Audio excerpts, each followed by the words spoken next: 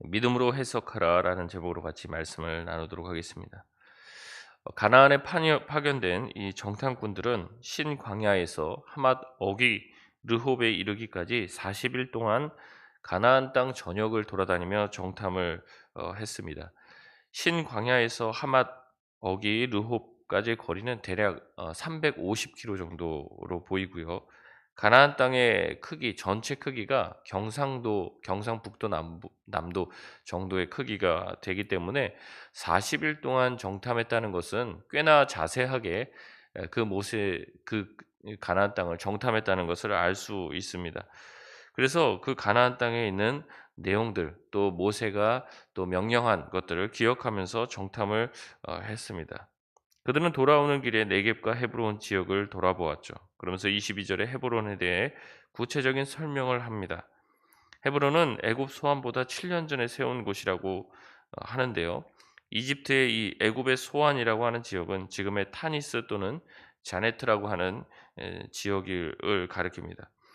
기록에 의하면 이 소안이라는 곳이 세워진 것이 기원전 1730년 정도에, 지금으로부터 거의 한 2000년, 2000년이 아니라 한 4000년 전쯤이죠.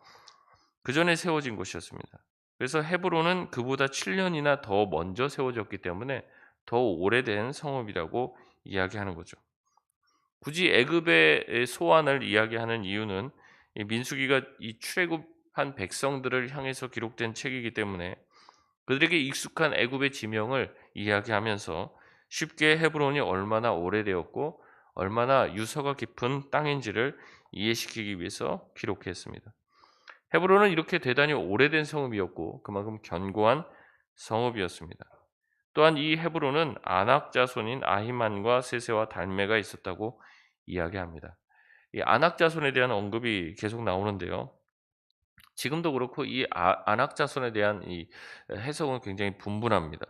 아낙 자손 자체가 무슨 네피림의 후손으로 어떤 그 자식들이 다 거인이었다, 무슨 다 사탄의 자식이었다, 온갖 해석들이 있는데 성경에 보면 이 아낙 자손에 대한 설명은 항상 이 외향적인 설명과 연관되어 있습니다. 외적으로 키가 크고요. 굉장히 힘이 센 종족으로 나와 있습니다. 그래서 항상 이 아낙 자손은 신체적인 강함을 가지고 있는 사람들과 연관되어져 설명되었습니다. 키가 큰 거인이나 강한 신체 능력을 가진 사람들을 그래서 대부분 안악 자손이다. 그래서 교회에서도 가끔 이제 키 크신 분들이나 이렇게 보면 "와 안악 자손이다." 뭐 이런 얘기들을 하는 거죠. 이 안악 자손이라는 상징성 때문에 다른 민족들이나 다른 이제 나라들에게 겁을 주기 위해서 내가 안악 자손의 후예라고 자칭하는 사람들도 그 당시에 많이 있었다고 합니다.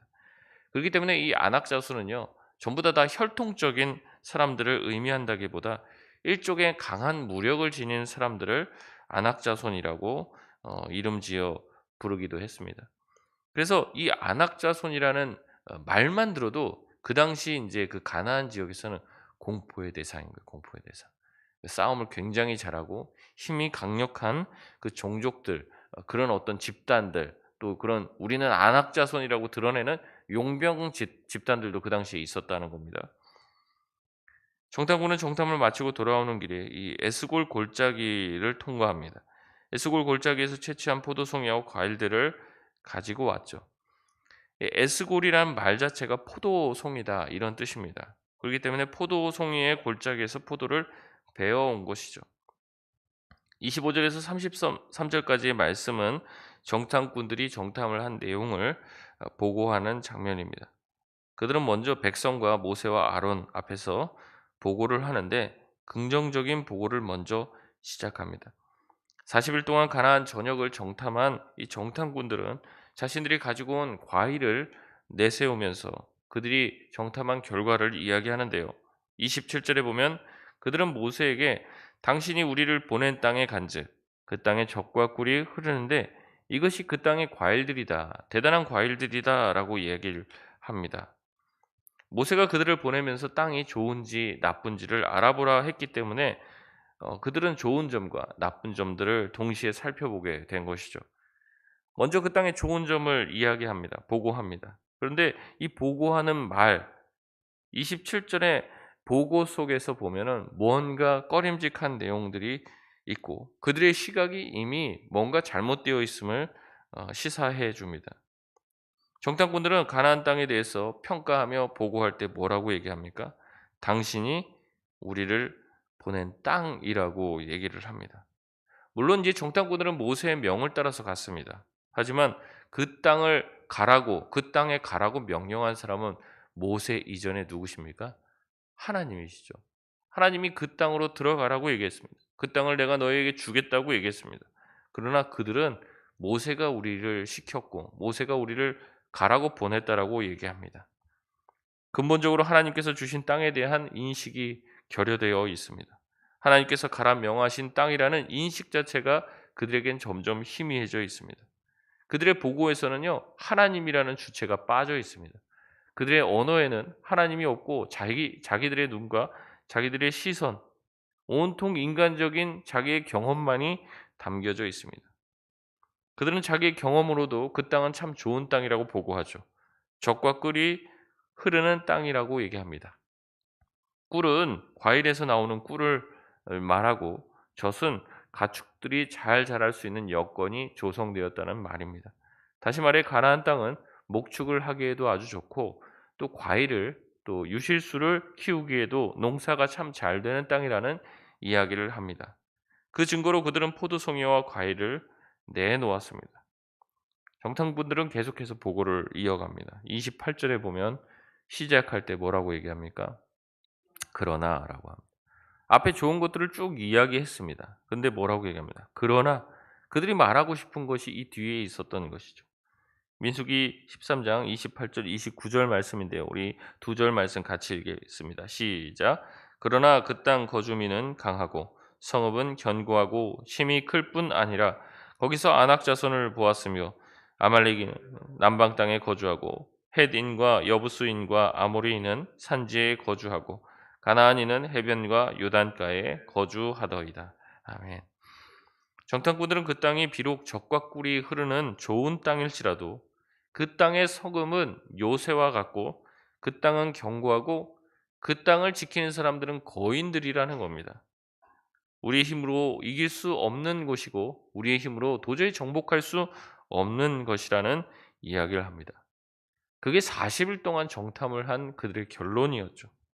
그들의 결론은 가나안 땅은 우리가 들어갈 수 없는 곳이었습니다. 이 말은 먼저 모세를 향한 보고였지만 그 자리에 백성과 아론들은 함께 있었습니다. 정탐꾼들의 보고를 들은 사람들은 동요가 일어나기 시작했어요. 상당히 큰 소란이 일어났던 것 같습니다. 야, 이제 그 땅 가서 전쟁을 해야 되는데, 그 땅을 정복해야 되는데, 야, 우리가 가서 다 죽는 것 아니냐. 동요하기 시작했어요. 보다 못한 갈렙이 나섭니다. 30절 말씀 보면 갈렙이 모세 앞에서 백성을 조용하게 하고 이르되 우리가 곧 올라가서 그 땅을 취하자 능히 이기리라 하나. 갈렙은 백성을 모세 앞에서 조용하게 했다라고 얘기합니다. 이 조용하게 했다라는 말 자체가 미완료 동사를 쓰는데 이 히브리어의 미완료 동사는 지속적이고 반복적인 행위를 말합니다. 그러니까 갈렙이 백성들을 진정시키려고 야 조용히 해 하고 끝난 게 아니라는 거예요. 아무리 조용히 하라고 말을 해도 들었다는 거예요? 안 들었다는 거예요? 안 듣는 거예요. 계속 반복해서 조용히 해, 조용히 해 라고 진정을 시키지 않으면 진정이 되지 않을 정도로 백성들은 소란했습니다. 얼마간의 시간을 두고 계속해서 갈렙은 그 백성들을 진정시켰습니다. 갈렙은 짧게 또 강하게 말합니다. 우리가 곧 올라가서 그 땅을 취하자. 능히 이기리라. 여기서 갈렙은 우리가 곧 올라가서 그 땅을 취하자라고 말을 하는데 이 취하다라는 단어가 야라쉬라는 단어인데 이 단어는요 상속받다라는 뜻입니다. 상속받다. 그러니까 여기 보면은 우리가 곧 올라가서 그 땅을 취하자 하니까 우리 것이 아닌 것을 뭔가 뺏어오자 같은 느낌이 들어요. 근데 사실은 이 갈렙은 뭐라고 얘기했다는 우리가 올라가서 그 땅을 상속받자, 물려받자. 이미 그 땅이 누구의 땅이라는 겁니까? 갈렙 하나님이 자기에게 이스라엘에게 준 땅이기 때문에 그냥 우린 가서 받아오기만 하면 된다라는 뉘앙스의 이야기를 하는 겁니다. 하나님이 주시겠다는 땅을 상속받자. 하나님이 주겠다고 하셨으니까 그냥 받아오기만 하면 된다라는 믿음의 고백을 합니다. 얼마나 담대한 고백입니까? 갈렙에게 가나안 땅은요, 자기들이 싸워서 취할 땅이 아닙니다. 어떤 땅이에요? 그냥 가서 가져오면 됩니다. 하나님이 주셨기 때문에 가서 그냥 가져오면 되는, 상속받기만 하면 될 별 문제가 없는 땅이 된 것입니다. 그러나 31절에 10명의 정탐꾼들은 갈렙의 말을 폄훼하고 가로채서 얘기합니다. 갈렙은 능히 이기리라 말했지만 그들은 능히 치지 못할 것이다라고 말합니다. 그러면서 얘기합니다. 그들은 우리보다 강하다. 10명의 정탐꾼은 32절에 대놓고 그 땅을 악평했다고 말합니다. 이 10명의 정탐꾼과 갈렙의 차이는 무엇입니까? 그들이 본 것이 달랐나요? 그들의 평가가 달랐나요? 똑같아요. 그들의 평가나 갈렙의 평가는 똑같습니다. 이 땅은 어떤 땅이에요? 굉장히 적과 꿀이 흐르는 좋은 땅입니다. 또 하나는 뭡니까? 그 땅을 지키는 사람들은 굉장히 강대하고 그 성읍은 견고하죠. 그 평가에 대해서는요, 갈렙과 이 10명의 정탐꾼의 차이가 없습니다. 똑같습니다.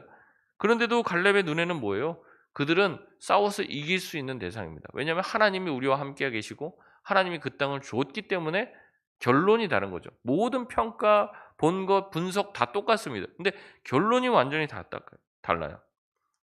10명의 정탐꾼의 눈에는 가나안 땅의 이 거인들은 극복하지 못할 장애물이었지만 갈렙의 눈에는 그들은 아무리 강한다 할지라도 그들은 하나님보다는 강하지 않다는 것을 알고 있고 하나님께서 주셨기 때문에 우리는 그것을 가서 가져오기만 하면 된다는 믿음이 있었습니다. 믿음의 눈으로 보니 눈앞의 장애물은 하나님의 놀라운 능력이 드러나는 통로가 될 뿐이에요. 여러분 이것이 바로 믿음의 시각이라는 거죠. 믿음의 눈이 열려야 될 줄 믿습니다. 빨간 안경을 끼면요. 세상이 다 빨갛게 보이죠.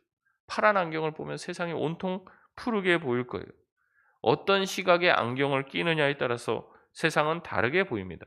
이게 바로 믿음의 눈이라는 거죠. 믿음의 안경을 끼워야 한다는 거죠.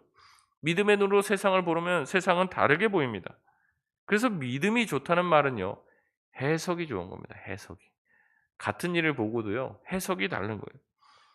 세상 사람들은 뭐 교통사고 나고 안 좋은 일 당하면 재수가 온 붙었네 막 부적을 써야 되나 막 이런 생각들을 하지만 우리는 다르게 보는 거죠. 그것을 통해서. 그래도 참 이만하길 다행이네. 또 하나님이 이것을 통해서 우리에게 또 어떤 것을 주시려고 하지? 이런 생각들을 한다는 거죠. 여러분 사실 믿음이 없는 사람들 중에서도 지혜로운 사람들은요. 이런 말을 합니다. 인생이 어떻다는 거예요. 세옹지마라는 거예요. 세옹지마. 나쁜 일이 생겼는데도 나중에 알고 보니까 그게 전화위복이 되기도 하더라는 거예요. 인생을 길게만 보기만 해도 세상에 하나님을 믿는 신앙을 가진 사람들도 아닌 사람들이 인생을 조금만 길게 보면은 어떻다는 거예요. 지금 일어났던 안 좋은 일이 나중엔 좋은 일이 되기도 하고 지금 옳다구나 좋은 일이구나 박수쳤던 일이 나중엔 나에게 화가 되기도 한다는 거죠. 믿음이 없고 인생을 길게 보고 있는 지혜자들도 그런 얘기를 해요. 그런데도 믿음 있는 분들 중에서도 이 믿음의 해석을 하지 못하고 일희일비하시는 분들이 참 많다는 거죠. 여러분 자기의 삶에 대해서 믿음으로 잘 풀이할 줄 알아야 됩니다. 모든 것이 합력하여 하나님께서 반드시 선을 이루신다는 믿음의 눈을 가지고 있어야 합니다. 그러니까 이 믿음의 눈을 가지고 인생을 길게 보게 되면요. 별로 지금 일어나는 일들에 대해서 이렇게 막 호들갑 떨지 않아요. 목사님 큰일 났습니다. 큰일이 어디 있습니까? 하나님의 다 손바닥 안에 있는 거예요. 하나님의 손바닥 안에. 하나님이 모르는 일이 세상에 어디 있고 하나님이 우리 가운데 일어나는 일들 중에서 안 좋게 만드실 일이 뭐가 있겠습니까? 지금 우리의 짧은 눈과 시각으로 자꾸 보니까 그 문제가 큰일처럼 보이는 거예요. 여러분 10명의 정탐꾼은요. 이 백성 중에서 그 지파 중에서 최고의 리더입니다. 최고의 리더. 최고로 믿음 좋은 사람들 뽑아왔습니다. 근데 그들의 시선은 여전히 세상적인 시선이었어요. 우리도 그렇게 될 수 있다는 거죠. 우리도 우리의 시각이 바뀌고 우리의 생각이 바뀌지 않으면요. 이방인과 똑같은 고백을 할 수밖에 없어요. 현실에 대해서 세상 사람들과 똑같은 분석과 결론을 내버린다면 우리 또한 10명의 정탐꾼과 다를 것이 없다는 겁니다. 하나님의 시각으로 문제를 볼 줄 알아야 돼요. 믿음의 눈으로 현실을 해석할 줄 알 때 하나님이 우리에게 주시겠다는 상속 하시겠다는 그 땅을 능히 받게 될 줄 믿습니다. 믿음의 해석은 훈련이 필요합니다. 우리 삶이 아무리 힘들어도 믿음으로 반응하는 것을 자꾸 연습해야 돼요. 무슨 일이 탁 터졌습니다. 어떡하지? 이게 아닙니다. 터져도 약간 한 걸음 물러나시고요. 이 일을 통해서 하나님이 어떠한 일을 행하실까를 기대하고 믿음으로 반응해야 한다는 겁니다. 이 훈련이 안 되면 우리도 불신자들과 똑같이 불평할 만한 일에 불평하고 원망하고 화낼 일에 화내고 짜증내며 살아갑니다. 그렇기 때문에 불신자와 거의 똑같은 인생을 살게 되는 것이죠. 여러분, 우리가 믿음 가지고 있다고 현실이 확 달라집니까? 그렇지는 않아요. 그러나 그 현실의 문제를 바라보는 눈은 달라집니다. 사도 바울이 예수를 믿고 변화된 게 이거예요. 인생을 보는 눈이 달라졌습니다. 저는 지금도 생각하지만 사도 바울이 복음 전하다가 감옥에 갇혔잖아요. 그게 무슨 뭐 즐거운 일입니까? 자랑할 만한 일입니까? 근데 감옥에 갇혀서 사도 바울이 기도했다고 하면 제가 100번 이해가 될 것 같아요. 저도 만약에 복음을 전하다 감옥에 갇혔다 그럼 기도할 것 같아요. 근데 사도 바울은 그게 아닙니다. 갇혔더니 뭘 해요? 찬양을 해요. 이게 노래가 나오는 거는 좀 다른 겁니다, 이게. 입에서 막 노래가 나오면 이거는 좀 이제 수준이 좀 다른 거죠, 우리랑. 어려운 일을 당했는데 입에서 노래가 나옵니까? 근데 찬양이 나오는 거예요. 근데 그 찬양이 감옥을 뒤흔들잖아요. 그렇게 자기의 인생을 다르게 보는 겁니다. 우리가 감옥이 생각하면은 지금 요새 막 아주 현대식으로 되어 있는 좋은 교도소 그런 감옥처럼 생각을 해요. 워낙 TV나 이런 데서도 감옥이 많이 나오니까 감옥 좋잖아요. 근데 이 당시 감옥은 그런 데가 아니에요. 빛도 들어오지 않는 막 땅속으로 땅굴로 들어가 갖고 거기에 막 온갖 벌레와 막 화장실이 어디 있습니까? 거기에 그전에 갇혔던 그 죄수들이 막 이렇게 쌓아 놓은 온갖 배설물과 냄새가 막 진동하는 곳이에요. 막 들쥐 지나다니고 뭐 온갖 오염물질이 가득하고 빛조차 들어오지 않고 습하고 뭐 그 자리에서 뭐 죽은 사람들도 있을 것이고 그런 것들이 많이 있는 곳이 그 지하 감옥이에요. 여러분 그 환경에서 어떻게 노래가 나옵니까? 근데 보는 시각이 다른 거죠, 시각이. 믿음의 눈으로 보니까 자기가 복음을 전하다가 이 감옥에 갇힌 게 뭐인 거예요? 영광인 거예요, 자기의 영광. 예수님과 함께 고난을 당한다는 게 너무나도 기쁜 거예요. 그러니까 인생을 보는 눈과 인생을 해석하는 눈이 달라지게 된 것이죠. 말씀을 마치겠습니다. 12 정탐꾼은 모두 다 같은 것을 보았습니다. 보고 분석한 장단점도 똑같았어요. 하지만 결론이 달랐습니다. 그것은 하나님을 향한 믿음과 신뢰의 차이였습니다. 우리 삶에서 벌어지는 수많은 문제들과 일들에 일희일비하지 말고 하나님의 시선으로 바라보며 길게 바라보며 믿음의 반응을 할 수 있는 저와 여러분 다 되시길 주의 이름으로 소원합니다. 우리 이 시간 합심해서 기도하겠습니다.